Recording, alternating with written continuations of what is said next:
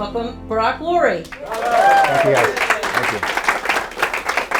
you. We did a literary cafe for your first book, Atheism Kills. Right. It's a harsh title, it's a provocative title, it's a true title, and you laid out the case that all the great slaughters throughout history, the really humongous millions dead slaughters, were perpetrated by governments that, even if they didn't call themselves atheists, they, in the final analysis, were the atheist. And that was a fabulous book. And then you had Rise of the Sex Machines, that was about the erosion of relationships and godlessness in that. Now this one sounds a little bit more benign. Atheism's not killing, but it's destroying. Just destroying. Just destroying. It's not, but it's less about these massacres and more about the cultural erosion that atheism and sort of aggressive godlessness brings about, right? Yep. So I wanted to start by asking, what was it that got you to write this book, and why the provocative title? Well, I always like answering that question. It is fun to talk about, because it wasn't designed to be provocative. It was designed to be accurate. And the point was, this all started when I was a college student, and I set out to prove how great atheism was. I was an atheist myself. And I believed the mantra that religion had killed more people than anything else in history. And it was a quip that everyone believed, and I believed it too. So I was going to set about to prove it in my honors thesis. And I went about going about it, and then I realized, wow, am I wrong on this or what? And I completely flipped my thesis and understood the beauty of having faith in God. And that it is our Savior to have faith. If I were to believe for a moment that religion killed more people than the absence of religion, I would jump from religion right away. I would encourage all of you to jump from religion. Why would you subscribe to a faith where believing your faith causes more killing, more torture, more brutality than not believing? I mean, it's obviously it's great. It's like the cure is worse than the disease, right? So COVID shutdown. So that's the main focus of the reason why I started writing that. I wanted to prove it to myself. Now the title, Atheism Kills, was designed to say exactly that. It was to set the marker in the sand, to say to everyone, this kills. It is a disease. It is horrific. It's. I might as well say, if I were to talk about not having enough water, I would say dehydration kills. Okay? Is that provocative? No, it's true. So same thing with atheism. You take God out of the equation of civilization, horrific things happen. It has always been the case. Always. So I'll say two examples of this. One is that every single government that has been atheist in enterprise, every single one, there are no exceptions, have led to horrific slaughters, genocides, rapes, brutalities. I mean, it's a question of numbers. That's all it is. And generally speaking, those numbers depend on the size of the atheistic country. Okay, so that's an easy one. But it's also true of all serial killers, all mass murderers, all drug cartels, all sex trafficking. Okay?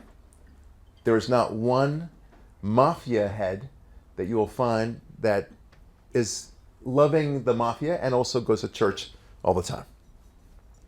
Despite what you saw in The Godfather. Okay? It was like, Michael Corleone, do you promise to disavow the Lucifer? No, it's not like that. Okay, they don't go to church on Sundays and they maim and kill everyone.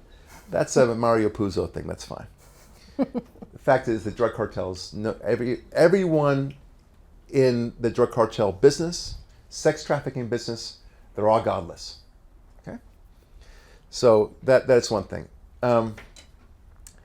The inverse is always interesting to see how, when you take something out of an equation, what happens to it, right? If you, like I said, if you took water out of somebody's diet, what would happen to him? He would die, right? Take sunlight out of somebody's life, he's going to die, or at least be very depressed. Mm-hmm. This is one thing. The godlessness is the one thing that can explain almost every ailment that society faces today. You name it, godlessness makes it worse. Okay. In fact, if you brought God into the equation, into your own lives, into civilization, generally speaking, it would get rid of 98%, maybe more, of all the society's ailments. How about that? Right? That's true of depression. It's true of rapes, murders, of course, theft, and so on. You bring God back in a real sense, not just lip service. Okay, everyone can pay lip service to God. That's easy. Hitler paid lip service to God, barely, but he did say once in a blue moon. He was no believer. Mm-hmm. Okay, so if you're really a believer in God and you actually live your life in God, and if all of us did that, this world would be truly heaven on earth.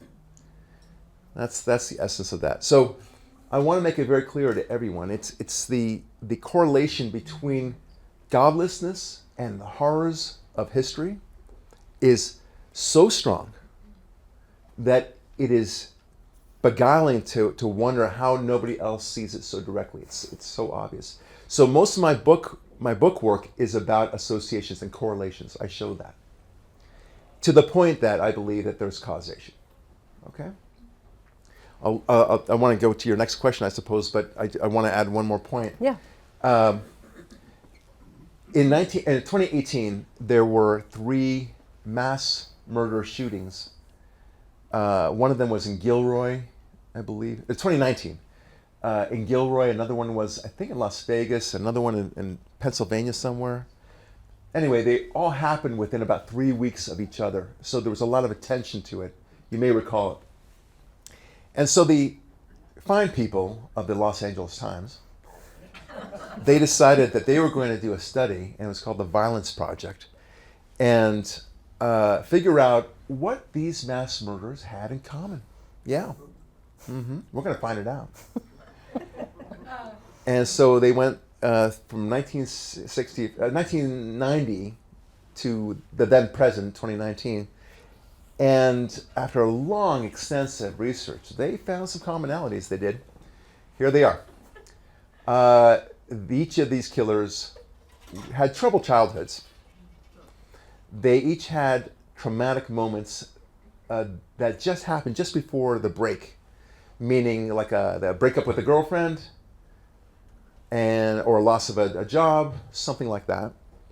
And then, of course, guns. Always the access to guns. So they had solutions. That's always nice. Mm. So they said, you know what? We should have a tremendous awareness programs. We must spend billions to fight this mental issue and this loneliness and the depression. And of course, get rid of guns, because that will be the savior for all of us. And that was their conclusion. Now, what they didn't know was it happened to be that the FBI already had done this exact same study. Now, before I tell you about this exact same study, I'll tell you a little joke, because it relates. So there's this guy who's looking for his keys. It's nighttime.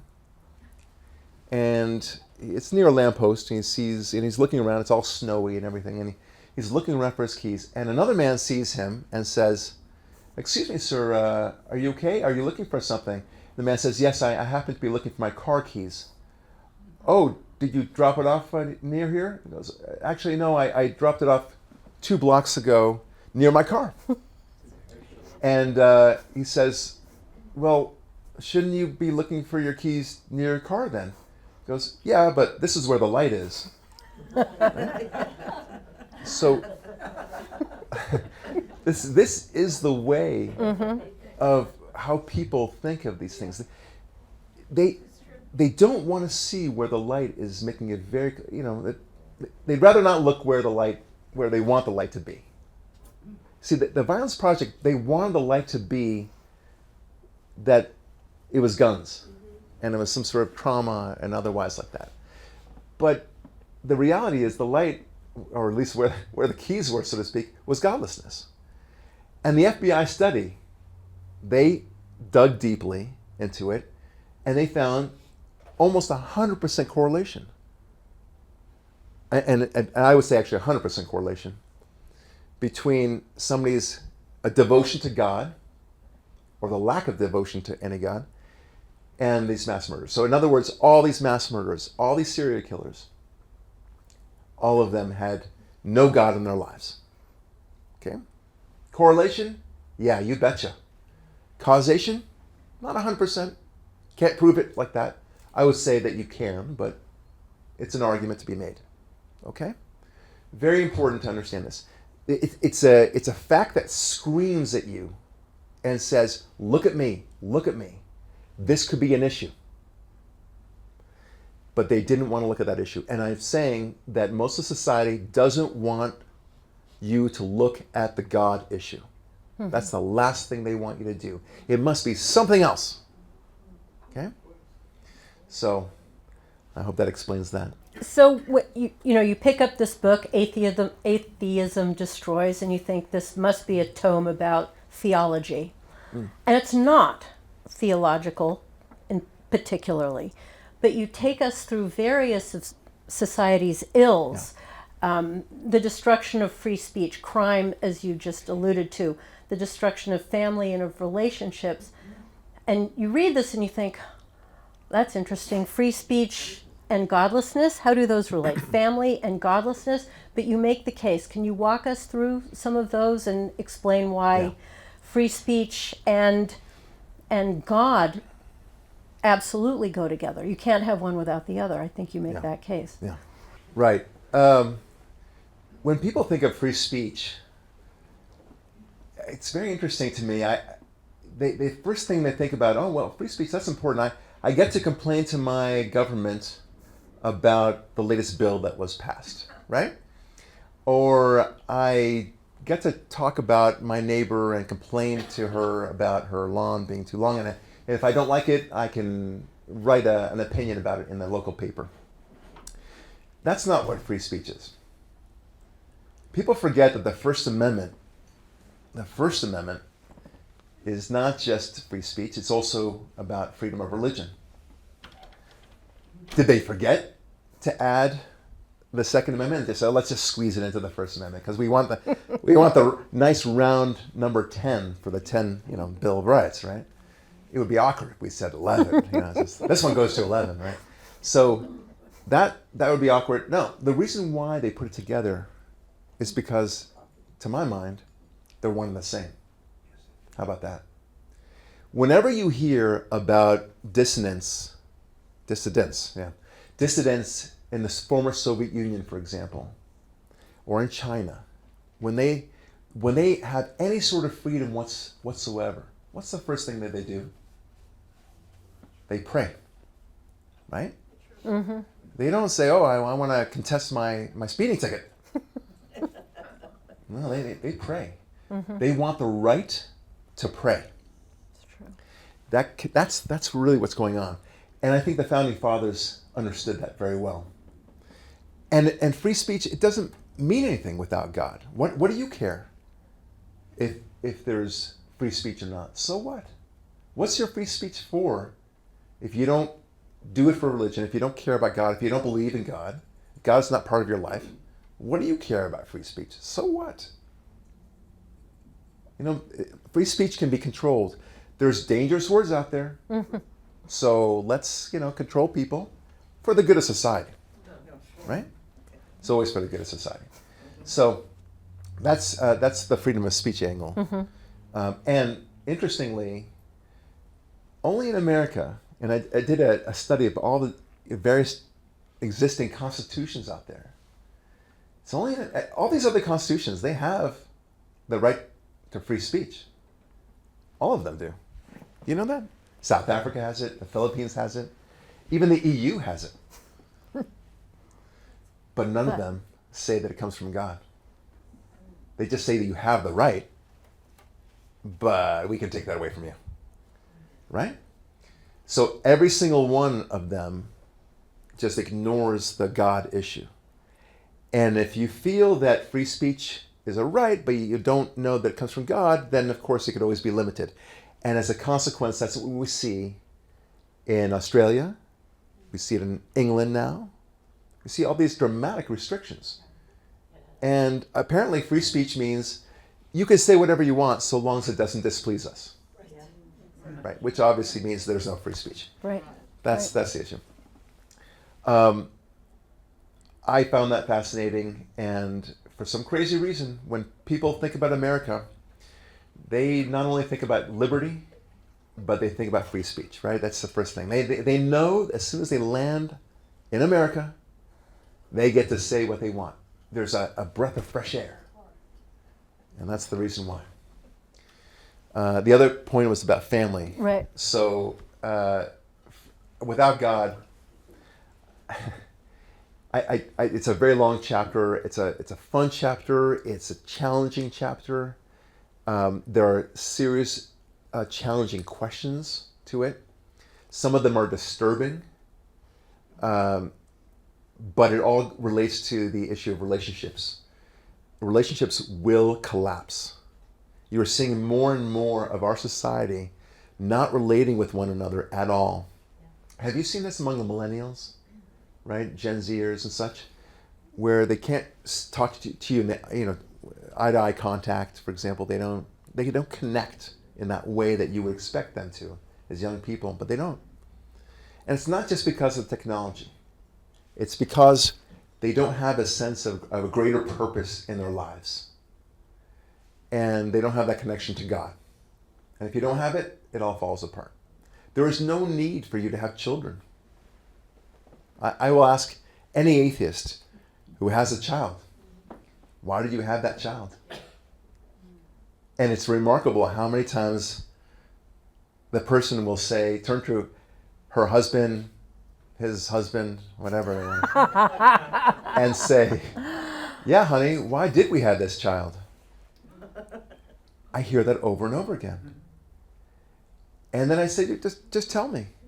Well, to pass on my values. Why? Why would you pass on your values? What values? What does it matter?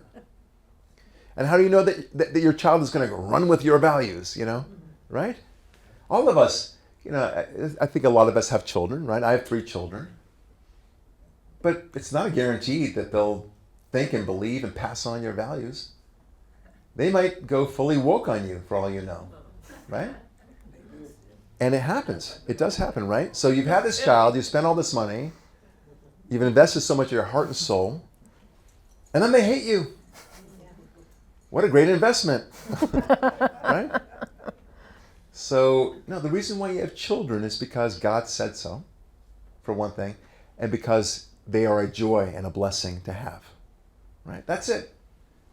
It's your obligation to raise them into God-fearing human beings that will pass on the torch of Christianity and Judaism. God willing. That's what you want to do. Otherwise, it makes no sense. I don't get it. So there's no family necessary. Now, there are certain things in society that we cherish, like family and everything else, but I have a probing challenge in my book, and it's a disturbing chapter, but it has to be read. Incest. Okay? Most people don't know why incest is such a taboo. But when you think of taboos, incest is pretty high up on the list. Yes. Why? Why? If love is all that matters, right? What does it matter? Well, deformities, Mr. Lurie. It's as simple as that. Mic drop. No, because the deformities are not really significant. Yes, it raises a little bit, but not significant enough where you would say it's a taboo, right? You would say, oh, just watch out. I mean, 2 Jews can get married, and there's a risk of a disease called Tay-Sex, but you wouldn't say that's a taboo. 2 Jews getting married, oh, can't do that. No. But when it comes to siblings, big taboo. It's the biggest. And people just don't probe the question why.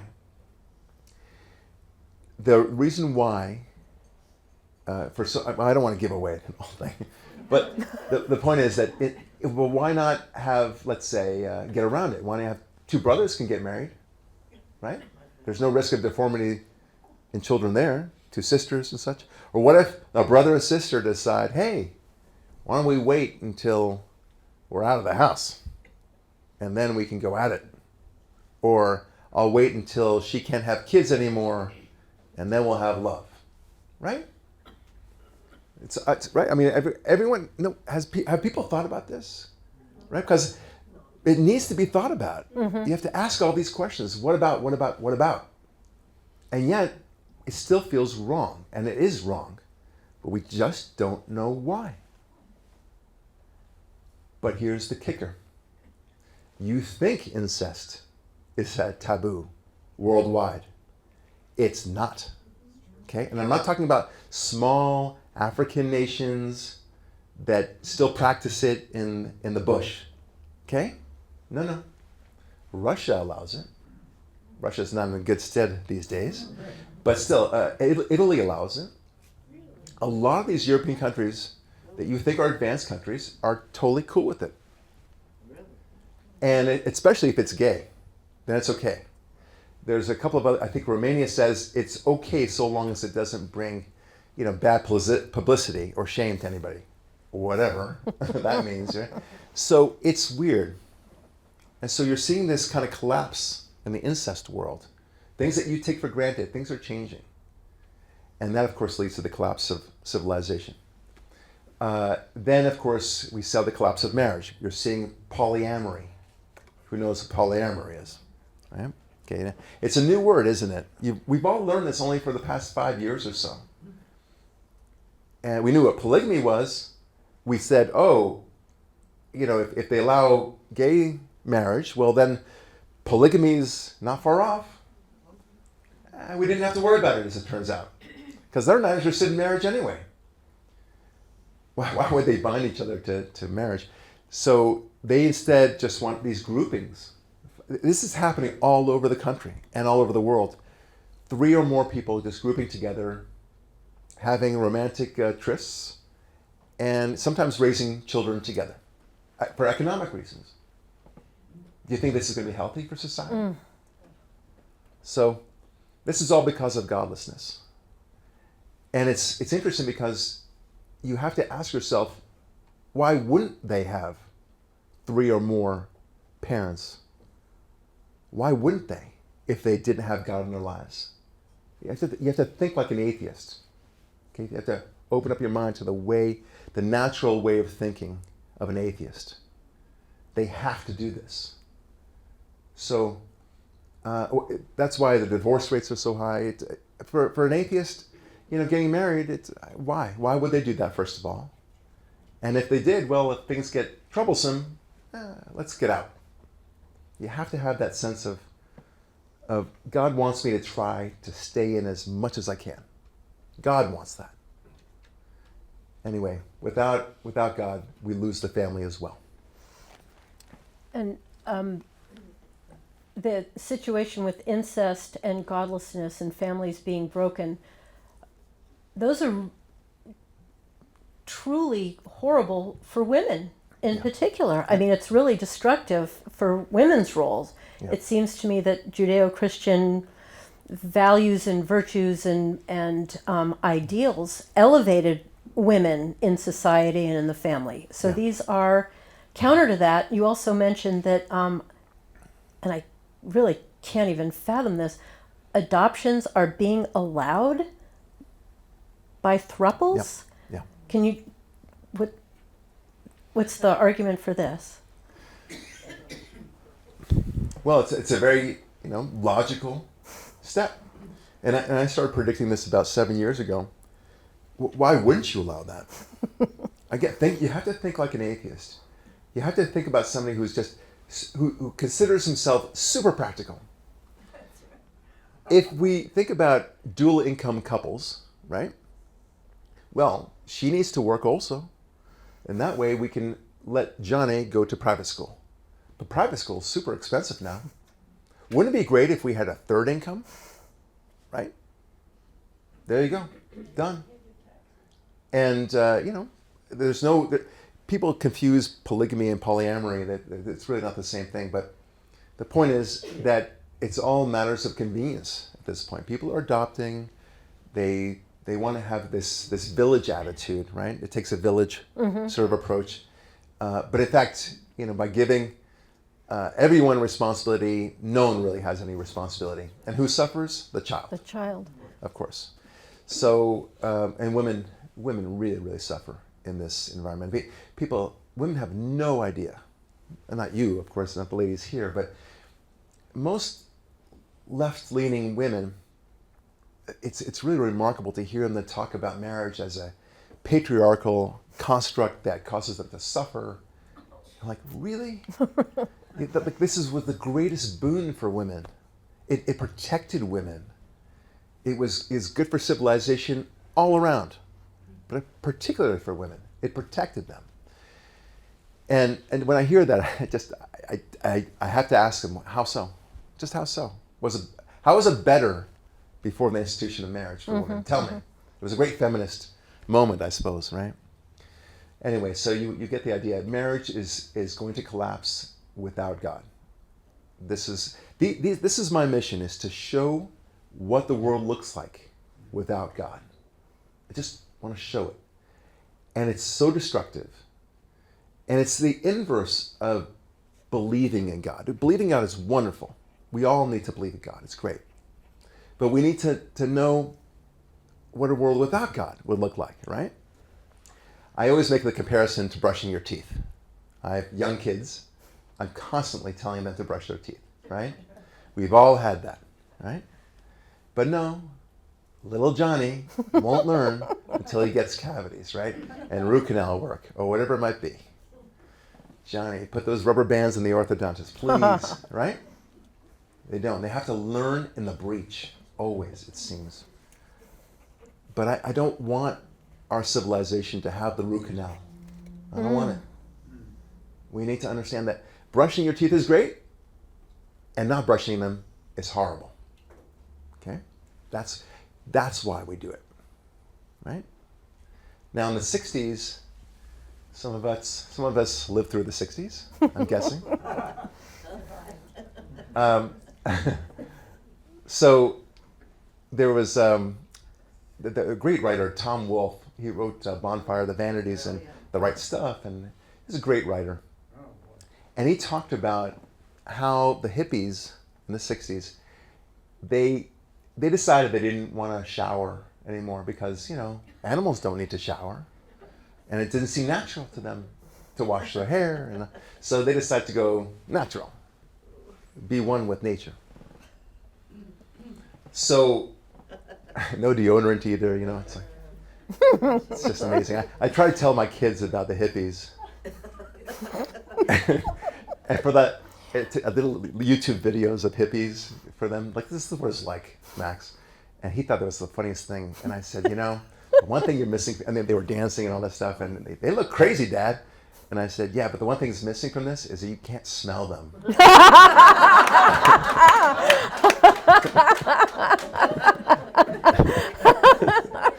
So, and boy, they smell. So, but what was interesting was that starting in the late 60s and early 70s, they started discovering all sorts of diseases that they heretofore had thought were extinct.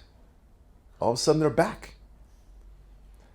And all of a sudden, the hippies and people in society, generally speaking, realized, oh yeah, that's why we need to shower. That's why we need to bathe. Thanks. Now I realize. Okay? Tom Wolfe called it the great relearning. And it was tongue-in-cheek, but he was right. Do we have to do a great relearning with God? Do we? Because we're heading for a great relearning right now. It ain't going to be pretty. And it won't just be smelly bodies or extinct diseases. It'll be the collapse of civilization. Yeah, so you also make the point, individuals being atheists That's one thing.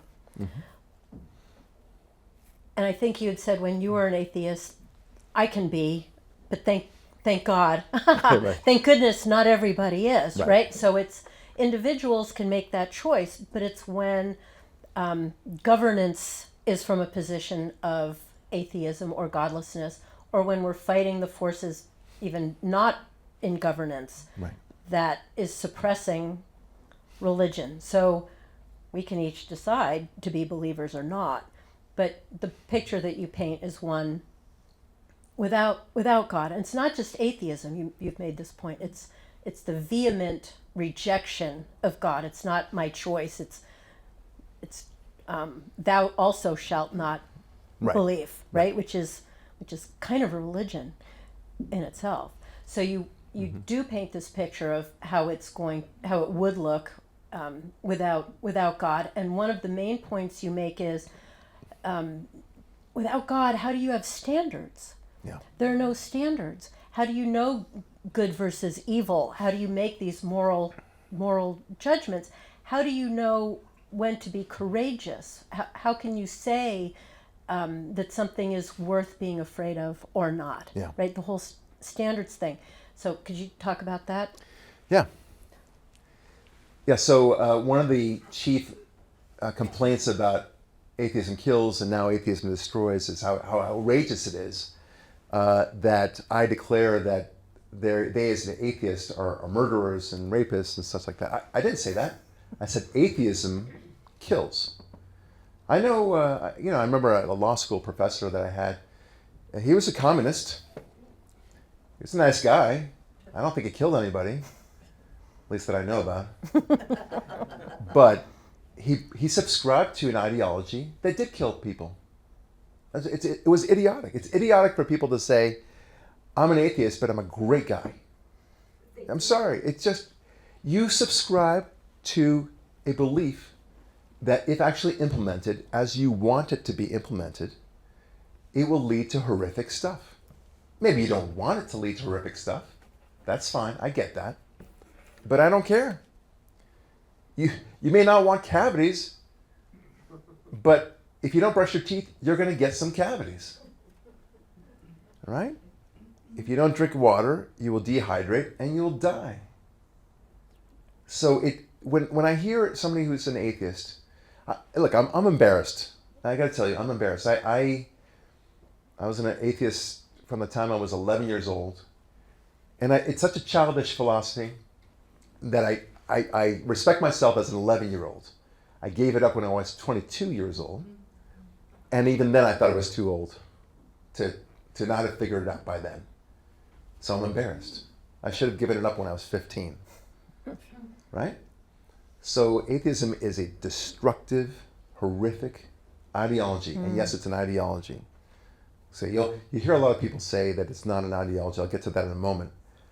But I want to make sure I answer your question. But atheism itself is highly destructive. It is the most destructive force in history. Not fascism, not communism, atheism. Atheism was the cornerstone of both fascism and communism. Brought to you by the same continent, by the way, Europe, right? So I don't know why anybody would subscribe to it. And they get personally insulted when I say that. But I'm saying your ideology, Charlie, you might be a great guy, okay? But you're blinding yourself to the consequences of what you believe, right? That's the essence of it. You had another question? Standards. Oh, yeah, I know. And I ask about standards. I mean, it's a fantastic question, Karen. Where are your standards? I recently did a podcast with a very famous atheist. I thought I had to prepare really hard for this because I want, I'm the anti-atheist guy, right? Yeah. Barak Lurie. So, okay, I'm going to prepare. I don't want to look like a fool. And this guy, and I went on to this podcast, and I so easily slaughtered this guy. And I'm not saying it to pat myself on the back. I don't think I was brilliant in any step of the way. I just asked him basic questions. Like, where's your sense of morality? Surely you've heard this question before, right? Well, I don't think you need that. It's just logical. I said, when I was 11, I had better answers than that. Really, I mean, I always say I can out-atheist any atheist, and then it's true. I know all their answers. I know what's about to hit, but they never can go quite all the way with their morality sort of thing. So he said that everything is moral. Everything is logical. So I said, okay. So let's say you kill somebody, okay, and you do it on purpose. Do you feel bad about it, or is it just a matter of logic that you feel like you shouldn't have done that? And he says, well, of course that would be very wrong. And I said, well, why is it wrong? Because it is. Because I wouldn't want to be killed, so he couldn't kill me. Well, but by the same token, what if I think somebody's going to hurt me? I should kill him before he kills me. That's logical too, right? If I think somebody's going to steal from me, I'll steal from him. Right? Everything's logical. Logical. So there's a chapter called The Logic Game in my book, and it goes something like this. So John is in a corporation, and he's older, 45, let's say, and he's decided that he really needs this promotion. He's got a family of 4. Apparently he did believe in God at one point, but not now. So anyway, he's got a family of 4, mouths to feed and all that. A little bit of an alcohol problem, let's say. And he's up for this big promotion, and this is his last shot. Okay? But David, his colleague, a young whippersnapper, 27 years old, no kids, he's up for that same promotion. And he can't have David get that job. All the logic in the world would tell John, the first guy, that he should do whatever he can to sabotage David's chances. Maybe put a little porn on his computer. Maybe do a little gossiping about him, one way or the other. Suggest that he embezzles something from the corporation from time to time. And then once he gets fired, well, no worries after that. Well, plus, John, the first guy, he's got some gambling debts, He can't leave his family on the street. So get rid of David. Get rid of him. And David, by the way, here's the more logic to you. He's 27 years old, like I said. He'll be fine. He'll get another job. He'll succeed. He'll get married with his own kids and such. What's illogical about what I said just now? There's nothing illogical. Mm-hmm. Highly immoral, but not illogical. That's the logic game. Okay? You could always shove that in the atheist's face, as you should. Okay? There is something very different. Who here has read the book Crime and Punishment? Yeah? Great book, right? Not recently. Question for you. Question for you. Because I consider myself an expert in Dostoevsky. Is Crime and Punishment a happy book? Oh, no. No? No. It is actually a very happy book. Yeah. Raskolnikov, the main character, for those of you who don't know the book, he kills 2 ladies. One of them is a landlady. And he does so because it was logical to do so. He's an atheist, and he decides he needs to get rid of her because he's doing society a favor, because she's sucking from society's teat with welfare and everything. She's a mean person, doesn't produce for anything, and just a harrowing person altogether. Therefore, let's get rid of her, and life will be better. And he sets out to prove to himself his own atheism. So he kills her, along with his sister, her sister. And the rest of the book, as you know, if you read it, is him dealing with his own mind all the time. There's a bumbling detective who gets assigned to the murder. And the guy's so bumbling, he has no clue what Raskolnikov actually did. But it's Raskolnikov who gets guilty in his mind over and over again. And it drives him crazy. And then finally he just ends up, he thinks that the detective is fantastic and a sleuth and a genius and playing with him all the entire time. Until the point, toward the end of the book, spoiler alert, he says, fine, I did it. Are you satisfied? Right? He gives himself away. And then he gets, of course, sent to prison. And that's where he becomes happy. Mm-hmm. He discovers God, realizes the horrific error of his ways, appreciates and loves God. It is a beautiful book. It's a very happy book. Sad that he has to realize the way he did, but he becomes a true lover of God as a result of that. This is the logic game in play, and people have to appreciate that. One of the other logic games that you present, one of the classic arguments from atheists that I've heard and you mention, but a God would not have let the Holocaust happen. Yeah. It's such an incredible evil. No God could have let that happen.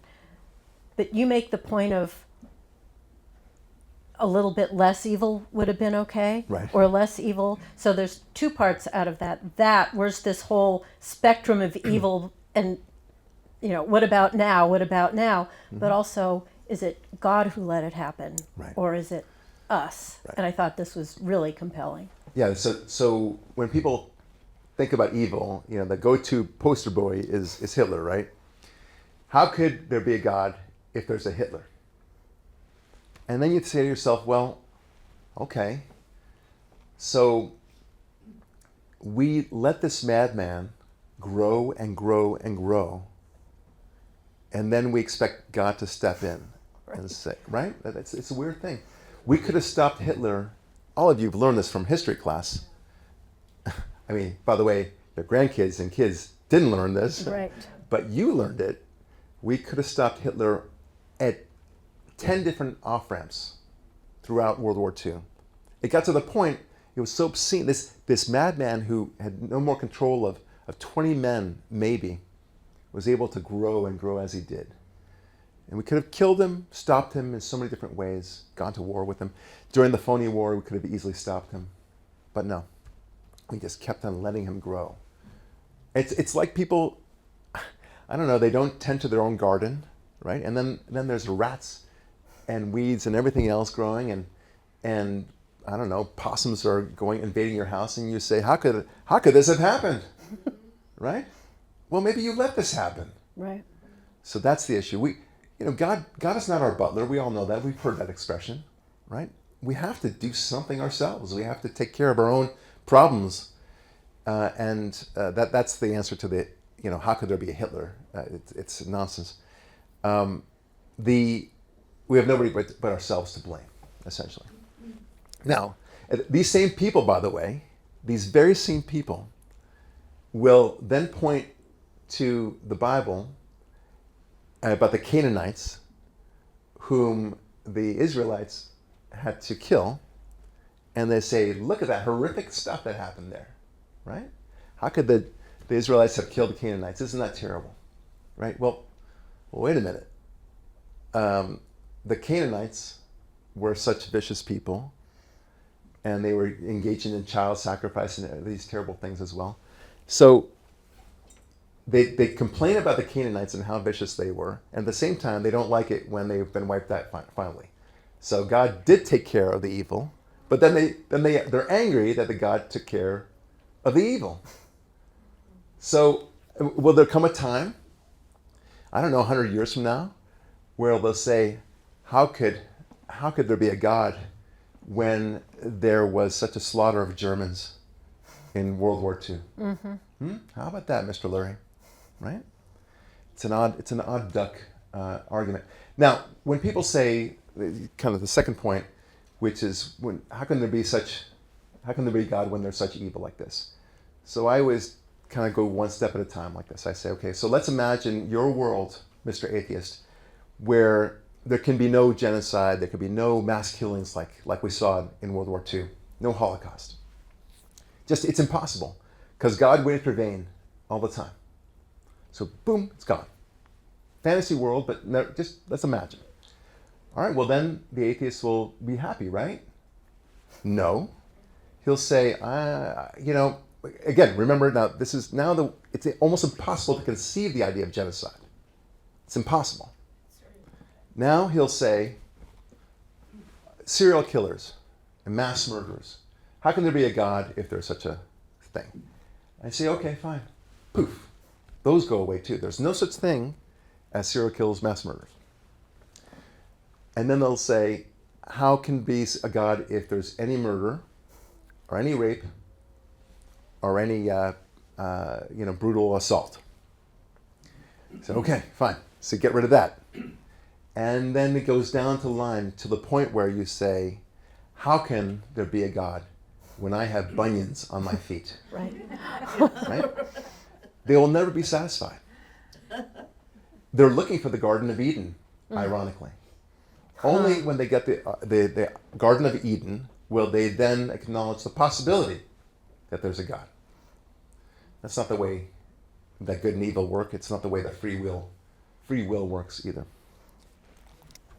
Expecting, as you said, the range of evils from bunions to the Holocaust, expecting God at some point to intervene and prevent this. Well, what about this? Well, what about this? And I think what we've been seeing these last few years is not just looking to God to intervene, but when do we decide that we have had enough? When should the Germans perhaps have decided they had had enough? Or when does America decide that they have had enough? It's also up to us, right? It's not just this casting up of, at some point you've got to step in. At some point we have to step in too. And when I was reading that part of your book about God, expecting God to step in, haven't we all these last couple of years, if not before, felt that it's time for me to put my foot down now? Because the evil has just gotten, the lies, the propaganda, the deceit, the deception, right? At every point, it's just a mask. It's just 2 weeks to flatten the curve. It's just the parallel between that and the God escalation of evil story that you tell. Right? Did that strike you? Yeah, it's exactly right. You use the word responsibility, and you're so right. The reason why, when you're talking to an atheist, you're not really talking logic with them. You're talking about something else. And I know this because I was there. You're not fighting with them arguments why there's a God. It's too easy. In my opinion, it's too easy to prove that there's a God. I think you can prove that there's a God statistically, probability-wise. It's all there. It'd be silly to think otherwise. But that's another story. What you're really competing with is their desire to not be responsible. It is so much easier to not believe in God, right? If you don't believe in God, you can have as much sex as you want. You can steal if you want, lie, gossip, have abortions, willy-nilly, gamble away, ignore your family. There's a lot of opportunities with atheism. So when you're talking to an atheist about their atheism and challenging it, you're confronting their worldview. It's like, and asking them to turn night into day. It's very hard for them. I would say it's like asking somebody to get rid of their alcoholism or their drug addiction or their gambling addiction. Those are far easier to conquer. Atheism is a really hard thing to conquer because you're asking people to suddenly be accountable, to recognize they need to be accountable. I discovered this when I became a believer. And I remember discovering the notion of free will and realizing that only God could give us free will. And I remember going down the hallway to tell some friends that I knew were believers. And I thought, okay, well, I'm going to tell these people. And as I started walking, my legs turned to lead. I just couldn't walk all of a sudden. And I thought to myself, why is this happening, Barak? Why are you having such trouble walking? And I still plowed through, and I said that I believed in God. And then I figured out why. It's because of the responsibility, the accountability thing I just mentioned. I said, it's all cute and well to say that you believe in God now, but what then? Suddenly I have to be accountable for my word choices, for my deeds, for my future expectations, to understand that I'm responsible to the past, I'm responsible to the future, I'm part of a chain of civilization. That's a hell of a lot of a burden. Being an atheist is awesome. You're a kid in a candy store. Do whatever you want. It's not fulfilling. There's no connection to life. But it's easy. And you get to think you're smarter than everyone. Right. And that's about it. That's the accountability issue. Right. And I think there's also an inversion there, because atheists I've known believe that they're the ones taking on the responsibility of having to be logical and and not just cast off, give it to God. They're taking it on themselves, in fact, which the reality is it's deeply narcissistic and doesn't address, they're looking for the keys in the light, not where they actually are. So there's this bizarre flipping of worldview that they think they're the ones being accountable, but to the contrary, because also, as you said, to the past and the future, to an atheist, there is no past and no future, right? Yeah. So it just strikes me as such a bizarre, upside down way of thinking, because, as you said, they also think they're much smarter, and they think they're smarter because they've taken this burden on themselves to think the logic through. So it's just upside down. Yeah, they do think they're smarter than you, for sure. That's no, when I was, I remember being 20, still an atheist, and I remember telling my girlfriend at the time, I said, I hope one day I'll never be so stupid as to believe in God. And I just imagine myself one day in my 50s, and can you imagine me being? And here I am. So Here you are. Sorry, Barak, you are that stupid. And it turned out well, because you met some great people, and you connected to God, and it's been a really enriching life. You met a beautiful wife, you have 3 beautiful kids. Life means so much more to me than it ever did. But the point is, what you just said is that they think they're so much smarter than you. And, it's very similar to the left, generally speaking. There's a lot of correlation between atheists and the left. Yes. They tend to go hand in hand. It's not 100% correlation, but I'd say a 90%, maybe 95% correlation. And have you noticed that your lefty friends, they don't ask you what you believe. They tell you what you believe. Right? Mm-hmm. You'll just say, I have 3 siblings, all of whom are very left, sadly. 2 of whom are atheists, and the other one is spiritual. Okay, fine. So I didn't mean to show that that way, but it's really a little bit annoying to me. And then one day I said, did you ever want to talk to me about why I believe what I believe? And she said, what do you mean? I goes, well, you know I'm a conservative. And I see your Facebook posts. I see how you talk to your friends. What do you think that we believe? That was a great conversation. Yeah. What do you think that I believe? Mm-hmm, mm-hmm. And she said, well, I understand conservatives are greedy, they're racists, and they don't care for the planet. Right. And there's a couple of other choice words. She was we love each other. You would be surprised to hear that, but we do. And so I said, how could you love me if you felt that I believed those things? Mm-hmm. Right? Why wouldn't you want to interview me to, square that circle, to reconcile this incredible contradiction? This must be a terrible cognitive dissonance for you. On the one hand, you love me as your brother. On the other hand, you must hate everything that you think that I espouse. And she says, can we just get coffee now? So it was a cute moment, but it was also a very telling moment. I think it changed her. We'll see what happens. But that's the way of the atheist and the godless. They actually don't ask questions. Mm-hmm. It is the believer, each one of us, that asks questions. You have to keep on asking questions. Why are things the way they are? Right? Why do we say, for example, how are you to each other in the street? Why? Right? Why is it that there's a man and a woman at all? Forget about transgenderism. Why? If God wants us, or anybody wants us to reproduce, why do we need men and women? Why can't we just be like those animals that just kind of like drop a spore on the ground and then we would have no problem, right? I mean, why don't we clip our fingernails, put it in the ground, clone each other over and over again, and then we're done, right? Why? These are questions that need to be asked.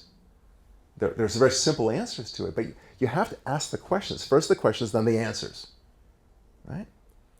Then other questions, like I asked this in Rise of the Sex Machines. Why is sex so pleasant? Why on a scale of 10 is sex a 30?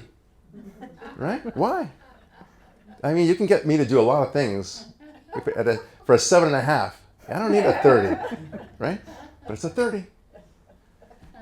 The reason for that, by the way, as most rabbinical scholars and great Christian theologians will say, is because you are participating and you're deputized in the act of creation.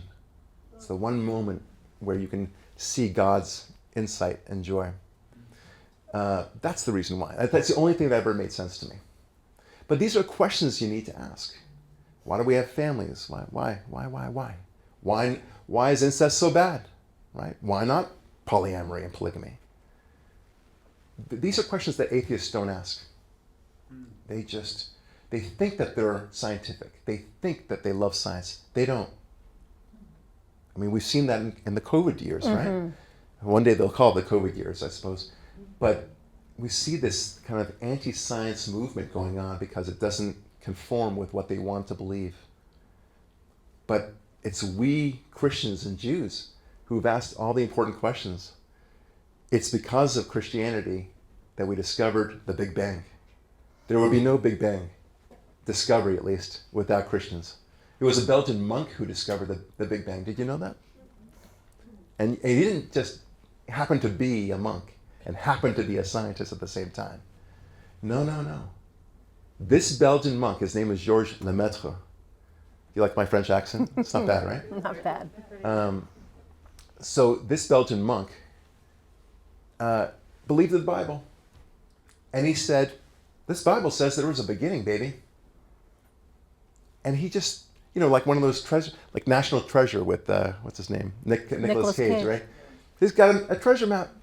I'm going to find me my treasure. In this case, it was the beginning of the universe.